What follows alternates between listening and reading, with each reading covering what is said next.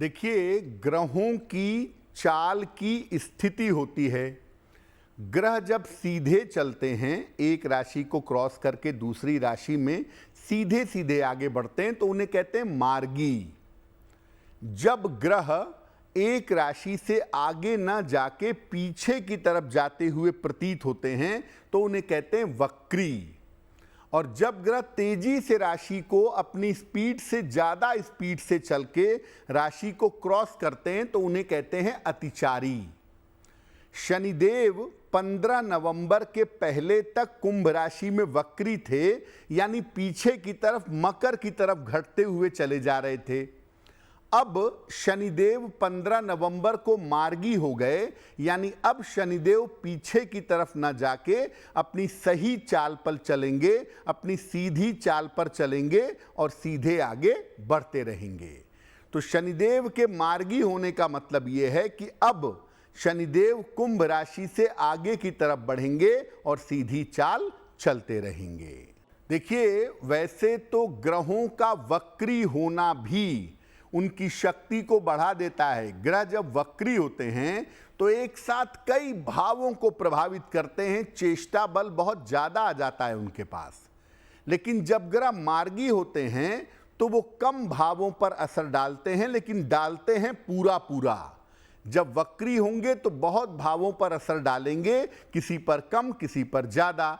लेकिन जब वो सीधे चाल में चलेंगे, मार्गी होंगे, तो उनका असर जो भी होगा वो कंप्लीट होगा और काफी ज्यादा होगा।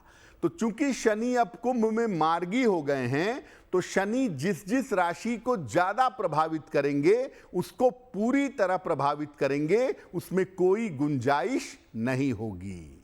देखिए, शनि जो हैं वो लोकतंत्र के स्वामी हैं। शनि की सीधी चाल से आप देखेंगे कि जो चुनाव अभी देश में चल रहा है उसके अप्रत्याशित परिणाम आ सकते हैं। सत्ता पक्ष को मुश्किलें हो सकती हैं, सत्ता पक्ष के लिए कठिनाई का समय हो सकता है, परिणाम हो सकता है अप्रत्याशित हो।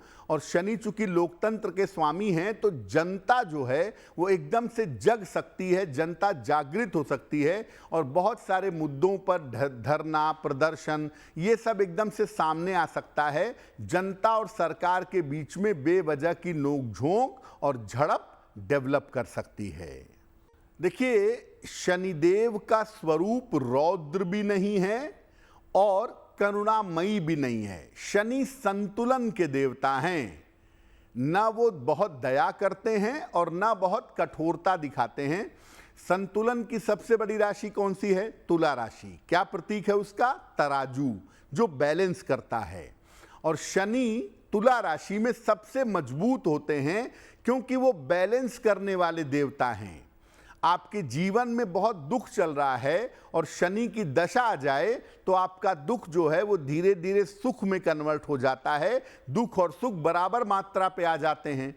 आप जीवन में एकदम से ऊंचाइयों पे चलते चले जा रहे हैं और शनि की दशा आ जाए तो हो सकता है कि आपको नीचे आना पड़े दुख और सुख बैलेंस करने के लिए। तो याद रखिए, शनि रौद्र बिल्कुल नहीं है, शनि बिल्कुल बहुत ज्यादा दयालु भी नहीं है। शनि समभाव के देवता हैं और शनि बहुत प्रसन्न होते हैं तपस्या से और तपस्वियों से। अगर आप मुझसे जुड़ करके अपनी समस्याओं का समाधान चाहते हैं और चाहते हैं कि आपकी समस्याओं को ज्योतिष के माध्यम से सुलझाया जाए तो आप हमसे संपर्क कर सकते हैं, जुड़ सकते हैं एस्ट्रो तक पर।